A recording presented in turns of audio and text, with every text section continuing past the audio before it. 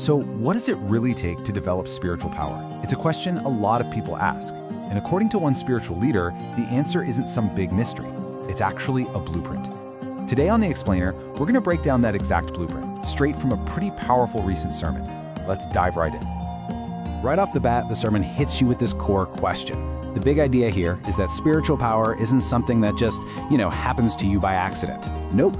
It's presented as the direct result of very specific, intentional practices, a system that pretty much anyone can follow. And this quote, man, it really sets the tone for the entire framework. The message is just so direct. Without a foundation of serious discipline, any attempt to access this kind of power is, well, just playing games. So let's walk through this three-part blueprint step by step. Okay, let's start with the first and most emphasized platform. This is presented as the foundational discipline, the absolute non-negotiable for anyone who's serious about accessing spiritual power. And one of the first things he points out is that fasting isn't some kind of special gift. It's not about having a special grace that just makes it easy for you. Instead, it's framed as a pure discipline, a conscious choice to value a spiritual outcome way more than physical comfort. Now, this is a really key distinction. The sermon is adamant that just not eating isn't spiritual fasting. It has to be combined with intense prayer, word study, and worship. If you don't have those, you're just sleeping or, on a health kick. Wow, talk about a direct statement, right? This frames taming your physical appetite not just as a good idea, but as a direct prerequisite for any spiritual growth. The whole idea here is that you can't feed one while starving the other and expect to get any real results. To make this even more real, the speaker uses this powerful metaphor of a prayer account.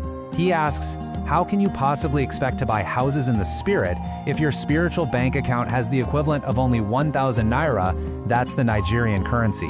It's a really stark call for consistent and frankly significant spiritual investment. All right, let's get into the second platform. This one's all about connecting knowledge, specifically understanding Scripture, directly to your ability to command spiritual authority. It's about going from just passion to having real, informed power. And this slide, it just lays it all out so perfectly. It's based on the Scripture, the wise shall inherit glory, but shame shall be the promotion of fools. You can really see the two paths laid out, right? One leads to stagnation and pain, and the other to glory and power. The choice seems pretty clear. So how do you buy this truth? Well, the sermon argues it's not with money. The currency is your character. The payment is made through these personal attributes, a deep hunger to learn, the humility to actually be taught, and the diligence to just keep going after it. And this is such a crucial point. It connects diligent study directly to your results. The idea is you can't be lazy in seeking knowledge and then just expect to operate in power by relying on mercy. You've got to put in the work. Okay, on to the third platform. And this one's a little more nuanced. It introduces the idea of accessing spiritual power, not just through your own personal effort, but through alignment with others who already have it. So where does this idea come from? Well, this verse from the Apostle Paul is used as the scriptural foundation. It suggests you can actually tap into the grace, that spiritual empowerment, that's been placed on a leader you are correctly aligned with. So he doesn't just leave it as some abstract idea. He actually breaks it down into these practical, step-by-step instructions. It's not just about being around someone powerful. It's this very intentional process of identification, connection, and then ultimately getting to partake in the results. And to help us get our heads around this, he uses a really simple metaphor, a shower. Think about it. When you're under a shower, the water hits the top of your head first, but eventually everyone connected to that body gets wet. The key is just being under the flow. And this, right here, might be the most important takeaway from this whole section. Proximity is not enough. You can be physically close to power and get absolutely nothing. It's the intentional connection, that alignment through honor, that actually opens the door for you to partake in that grace.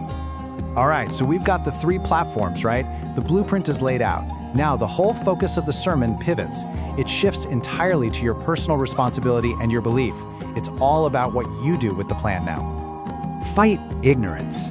This goes right back to that second platform, doesn't it? It's a call to actively, almost aggressively pursue knowledge, to use it as a weapon to push back against ignorance. And the second command, reject laziness. You can see how this one is woven through all three platforms. Whether it's the discipline of fasting, the diligence of study, or the intentionality of connection, none of it works if it's built on a foundation of laziness.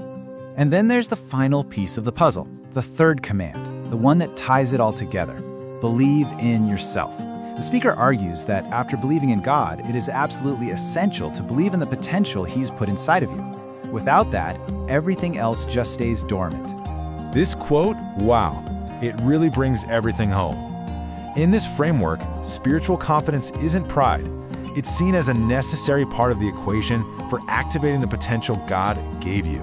It's about owning the investment that's been made in you. So, there you have it. That's our breakdown. The source material lays out these three platforms not as some abstract ideas, but as a truly actionable plan. It's a blueprint for building spiritual power. The only question left is the one right there on your screen. What will you build with it?